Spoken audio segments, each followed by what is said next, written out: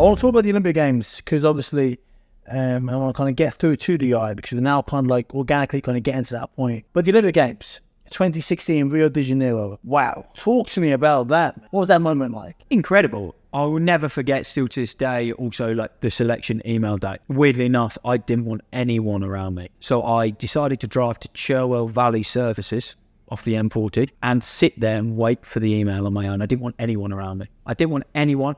If there was disappointment, I didn't want to tell anyone. I didn't want anyone to know, and vice versa. It was strange. I still reflect on it as why, and I changed that for the next time. So you qualified in the tournament. That didn't mean you were definitely going to go. You had to go for the email. So we qualified in, I think it was May 2015. Selection for the Olympic Games is until June 2016. Oh, mate, 11 months. Yeah, so 13 I think it was. 13 months. You have got to now perform well, keep your place, prove you're worth it, everything, not get injured, you name it, that's what you've got to do. When you got the email, you sit in the little services on the M40, which I think is hilarious, by the way. When you got it, what was your initial reaction? And I say that because I had the most brutal qualification to Olympic Games, right? It was horrendous, injuries, this, it was horrible. And I boxed in a remarkable fight. I came back from came back from 6 points down in the last round. Never ever been done before. And then when the ref lifted my arm up, I dreamt at that moment. I dreamt about it. My whole life had been Olympic Games. That was only the thing I ever cared about, Olympic Games. And I thought, when I qualify, I'm going to do backflips. I'll be doing like all this mad shit. Breakdance, cutting breakdance. And then when he lifted my arm up, I was like, okay, cool. Like, it's weird. I thought, I'm now where I always should have been anyway. It was a really strange feeling because, like, it wasn't anticlimactic. It was still amazing, but, like, I just thought I was going to be all, like, over the moon. And I was like, okay, I'm just now where I should always have been. So, for the kid that sold cars and never expects to be in this position, and 2 years before, theoretically, from that selection email, I was just leaving selling cars, to now being there. He sent shivers down my spine. I instantly just burst out crying. I ran my parents to tell them, and it was amazing. The feeling was unbelievable. The glow on my face, I can imagine.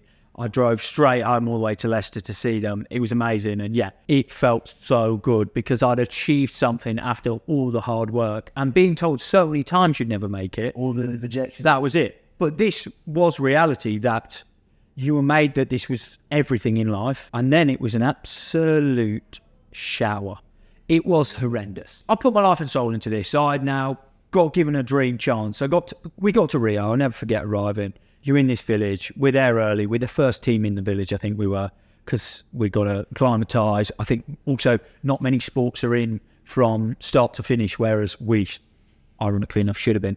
We kind of had a day to soak it in, and then it was like, nope, focus now, all about the hockey. And I think we actually, in that tournament, like strangled ourselves with just being so focused on the hockey. We just weren't enjoying the now. And we'd gone into that ranked fourth in the world. We bombed out the group stage. We were shocking. I flew home 2 days later and I sat in a dark room for 2 weeks. And it's one of those when people ask, can I sit here and say I'm proud to be a double Olympian? Yes, I can. But can someone ask me about that experience and say, did you enjoy it? It's just tarnished because I gave everything for what I thought would be so incredible. I stopped drinking for 9 months. I didn't do anything. I screwed up relationships and friendships. And actually, you sit there now and go, wow, the things I didn't do or enjoyment, and it just wasn't worth it. And now it's finding a balance. I came home, I'll never forget, I flew home, I sat in the room and I just couldn't leave the room. I couldn't face people. And I finally left the room a while after. And I was obviously struggling. During this time, the girls had gone and won gold. And you're back in the local area where everyone trains. And I remember walking into the local cafe and the first thing someone said to me was, wow, the men were terrible, the girls got gold. I walked out and I just didn't want to face anyone again for weeks. It was brutal. I hid behind it for a long time. I was so unhappy. I didn't know how to deal with my emotions. I didn't want to go. I played for Holcomb at the time when we were flying to Hamburg about 2 weeks later. And I tried to pull out to not go on the pre-season trip. I got made to go and I just spent 3 days in the pub. Was it the disappointment? What hurt so much? I think I just thought I'd let everyone down. Like, you'd let everyone down? Yeah, like no reason. Like on reflection, no, I'd done well. I'd scored goals. I'd played pretty well. But for some reason, I just could not understand why we had done so badly. My emotions were all over the shop. And if you're ranked 4 in the world and then you're basically 10 to 12, like, You feel you've let everyone down that supported you. And just because you have put everything and so much into it, you kind of felt worthless and like lacking purpose. And also, your life was based around this. And now it was done.